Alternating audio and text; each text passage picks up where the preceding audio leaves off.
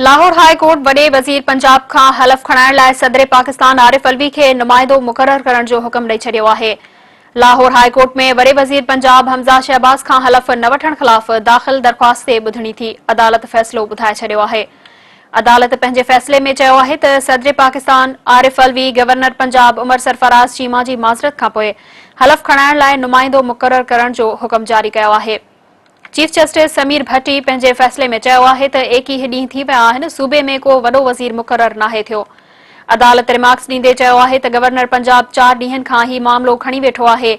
अदालत गवर्नर पंजाब खे 2 वॻे ताईं जो टाइम ॾिए थी। जेकॾहिं गवर्नर पंजाब को फ़ैसिलो करे सघियो त ठीकु आहे, न त अदालत पंहिंजो हुकुम ॿुधाईंदी।